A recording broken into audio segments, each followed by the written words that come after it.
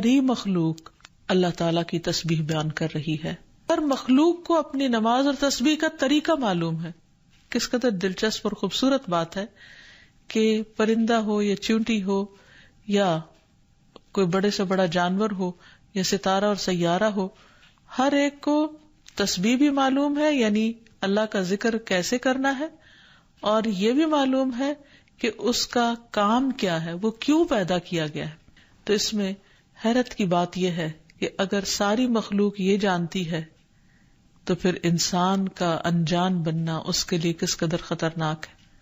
اللہ تعالیٰ نے سب کچھ انسان کے لیے پیدا کیا اور وہ ساری چیزیں انسان کی خدمت میں خوب لگی ہوئی ہیں، لیکن انسان کو جس کے لیے پیدا کیا گیا، انسان اس مقصد کو بھول گیا اور اپنے رب سے غافل ہو گیا. تو اس لیے اگر ہم تسبیح نہیں کریں گے تو ہم ساری کائنات سے الگ ہو جائیں گے. وہ سب تو اللہ کے وفادار، فرما بردار، تسبیح گزار، اور ہم اللہ سے غافل. یہ دل کیسے گوارا کر سکتا ہے؟ اس لیے زیادہ سے زیادہ اللہ سبحانہ و تعالیٰ کی تسبیح کرنی چاہیے.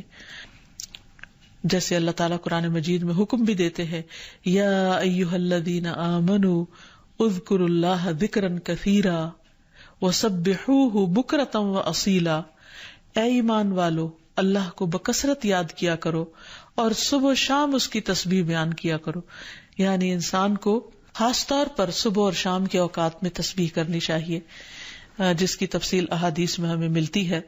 رسول اللہ صلی اللہ علیہ وسلم خود بھی کثرت کے ساتھ سبحان اللہ و بحمدہ استغفر اللہ و اتوب الیہ کثرت سے پڑھا کرتے تھے کہ پاک ہے اللہ اور اس کی تعریف کے ساتھ، اور میں اللہ تعالیٰ سے بخشش طلب کرتا ہوں اور میں اس کی طرف توبہ کرتا ہوں. پھر اسی طرح یہ ہے کہ انسان کو صبح و شام سبحان اللہ و بحمدہ کی تسبیح کرنی چاہیے. جو ایسا کرے اس کے تمام گناہ معاف کر دیے جاتے ہیں، خاص سمندر کی جھاگ برابر ہی کیوں نہ ہو. پھر خصوصاً فجر کے بعد انسان 3 بار یہ کلمات پڑھے، سبحان اللہ و بحمدہ عدد خلقہ و رضا نفسہ و زنۃ عرشہ و مداد کلماتہ. اللہ کی تعریف اور اسی کی پاکی ہے، اس کی مخلوق کی تعداد کے برابر، اس کی رضا اور اس کے عرش کے وزن اور اس کے کلمات کی سیاہی کے برابر. یعنی اللہ سبحانہ و تعالیٰ کی تعریف ہر چیز سے زیادہ. پھر اسی طرح یہ ہے کہ فجر کے بعد اور عصر کے بعد خصوصی طور پر تسبیح کا وقت ہوتا ہے اور ساری مخلوق اس وقت تسبیح میں مشغول ہوتی ہے. پھر رکوع اور سجدوں میں اللہ تعالیٰ کی تسبیح بیان کرنی چاہیے. نماز کے بعد تسبیحات فاطمہ پڑھنی چاہیے. سوتے وقت وہ تسبیحات پڑھنی چاہیے جو نبی صلی اللہ علیہ وسلم نے حضرت فاطمہ کو سکھائی تھی. پھر اسی طرح نبی صلی اللہ علیہ وسلم رات کو جب تک نیند نہیں آتی تھی مسلسل تسبیح کرتے رہتے تھے. پھر اسی طرح قرآن مجید پڑھتے ہوئے جو آیات آپ کو خوش کرتی ہیں ان پر آپ اللہ سبحانہ و تعالیٰ کی تسبیح بیان کرتے. پھر اسی طرح بجلی کڑکنے پر یسبح الرعد بحمدہ والملائکۃ من خیفتہ کا پڑھنا. پھر بلندی سے اترتے وقت سبحان اللہ کی تسبیح کرنا. پھر جب کوئی چیز انسان کو فیسینیٹ کرے، تعجب ہو، کوئی چیز حیران کرے یا اچھی معلوم ہو، اس وقت سبحان اللہ کہنا.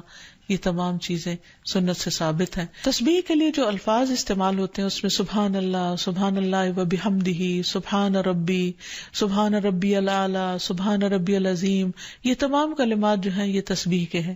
اس کے علاوہ ایک اور حدیث سے ہمیں پتہ چلتا ہے، سمرہ بن جندب کہتے ہیں کہ رسول اللہ صلی اللہ علیہ وسلم نے فرمایا، اللہ کے نزدیک سب سے زیادہ محبوب کلمات 4 ہیں، سبحان اللہ والحمد للہ ولا الہ الا اللہ واللہ اکبر.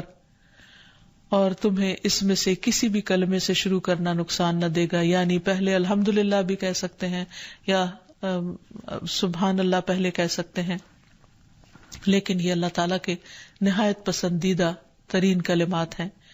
پھر اسی طرح آپ صلی اللہ علیہ وسلم نے یہ بھی فرمایا کہ بے شک تم لوگ اللہ کی عظمت کا جو ذکر کرتے ہو، یعنی تسبیح، تحلیل، تحمید، جو الفاظ بھی کہتے ہو، وہ عرش کے ارد گرد چکر لگاتے ہیں.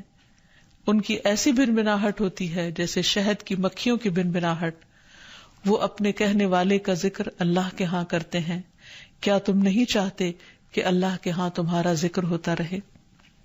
تو اس سے پتہ چلتا ہے کہ انسان اگر یہ چاہتا ہے کہ اللہ سبحانہ و تعالیٰ کے ہاں اس کا ذکر ہو تو اس کو چاہیے کہ دنیا میں وہ کثرت کے ساتھ تسبیح کرے، کیونکہ یہ اس کے لیے تمام چیزوں سے بہتر ہے.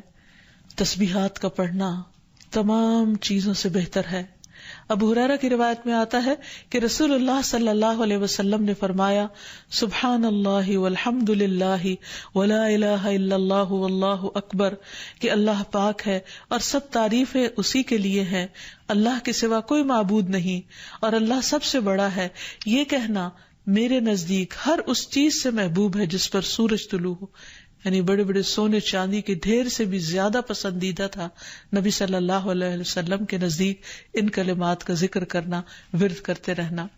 پھر اسی طرح یہ کلمات جو زبان پر بہت ہلکے ہیں اور میزان میں بہت بھاری ہیں اور الرحمن کو بہت ہی پیارے ہیں، وہ ہیں سبحان اللہ و بحمدہ سبحان اللہ العظیم. پھر ایک بار تسبیح پڑھنے سے زمین و آسمان بھر جاتا ہے. رسول اللہ صلی اللہ علیہ وسلم نے فرمایا، طہارت نصف ایمان کے برابر ہے اور الحمدللہ کہنا میزان کو بھر دیتا ہے. سبحان اللہ اور الحمدللہ کہنے سے زمین و آسمان کے درمیانی فضا بھر جاتی. یعنی کتنا فاصلہ ہے زمین و آسمان کے بیچ کا، لیکن انسان کیا اس کے لیے بھی اس کو کچھ مشکل ہے کہ اللہ سبحانہ و تعالیٰ کی محبت کے ساتھ پاکی بیان کرے اور تسبیح کرے، جس کا ریوارڈ اتنا بڑا ہے اس کے لیے. آج دنیا میں انسان کو وہ نظر نہیں آتا، لیکن کل قیامت کو انسان ایک ایک نیکی کا محتاج ہوگا تو وہاں اس کو اس کی قدر آئے گی. اس لیے بہتر ہے کہ آج اپنے لیے انسان ذخیرہ اور سرمایہ اکٹھا کر لے. پھر اسی طرح انسان جب تسبیح کرتا ہے تو اس کے گناہ بھی مٹتے ہیں. یعنی ایک طرف اس کی نیکیوں میں اضافہ ہوتا ہے اور دوسری طرف اس کے گناہوں کو جھاڑنے کا ذریعہ بنتا ہے. انس رضی اللہ عنہ کہتے ہیں کہ رسول اللہ صلی اللہ علیہ وسلم ایک ایسے درخت کے پاس سے گزرے جس کے پتے سوکھ چکے تھے. آپ نے اس پر لاٹھی ماری تو اس کے پتے جھڑنے لگے. پھر آپ نے فرمایا، الحمدللہ و سبحان اللہ ولا الہ الا اللہ واللہ اکبر سے اسی طرح گناہ جھڑتے ہیں جس طرح اس درخت کے پتے جھڑے ہیں. پھر اسی طرح یہ 100 اونٹوں سے افضل عمل ہے. نبی صلی اللہ علیہ وسلم نے فرمایا، جس نے سورج طلوع ہونے اور اس کے غروب ہونے سے قبل 100 بار سبحان اللہ کہا تو یہ اس کے لیے 100 اونٹوں سے بہتر ہے. یعنی اتنی بڑی کمائی اور نیکیوں کا اتنا بڑا ذخیرہ ہے. پھر اسی طرح تسبیح کے کچھ اور کلمات ہیں کہ جن سے آسمان کے دروازے کھل جاتے ہیں. ابن عمر کہتے ہیں کہ ہم رسول اللہ صلی اللہ علیہ وسلم کے ساتھ نماز پڑھ رہے تھے کہ جماعت میں سے ایک آدمی نے کہا، اللہ اکبر کبیرہ والحمد للہ کثیرا وسبحان اللہ بکرۃ واصیلا.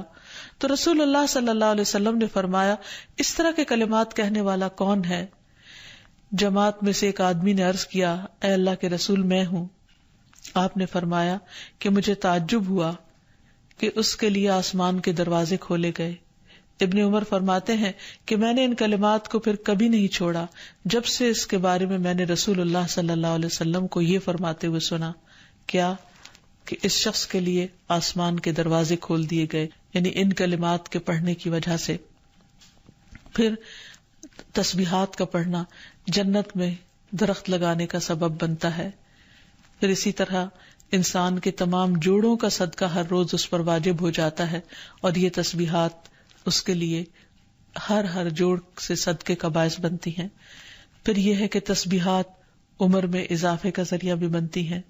نبی صلی اللہ علیہ وسلم نے فرمایا، اللہ کے نزدیک اس مومن سے افضل کوئی نہیں جسے حالت اسلام میں لمبی عمر دی گئی ہو اس کی تسبیح و تکبیر اور تحلیل کی وجہ سے. پھر اسی طرح انسان کے لیے یہ تسبیحات محرومی سے بچاؤ کا ذریعہ بھی ہیں.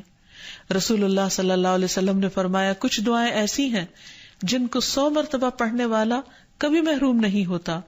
سبحان اللہ والحمد للہ ولا الہ الا اللہ واللہ اکبر. یعنی جب انسان کو کوئی حاجت ہو، کوئی ضرورت ہو، کوئی مشکل ہو، کوئی پریشانی ہو تو اللہ سبحانہ و تعالیٰ کا ان الفاظ کے ساتھ ذکر کرنا شروع کر دے، تسبیح کرنا شروع کر دے، کیونکہ یہ باقی رہنے والی نیکیاں ہیں اور دنیا میں بھی انسان کو فائدہ دیتی ہیں اور آخرت میں بھی انسان کے لیے آگ سے بچاؤ کا ذریعہ ہے. حدیث میں آتا ہے رسول اللہ صلی اللہ علیہ وسلم نے فرمایا، اپنا بچاؤ حاصل کر لو صحابہ نے عرض کیا اللہ کے رسول کیا دشمن آ گیا؟ آپ نے فرمایا نہیں، لیکن جہنم سے تمہارا بچاؤ سبحان اللہ والحمد للہ ولا الہ الا اللہ واللہ اکبر سے ہے، اور یہی کلمات باقیات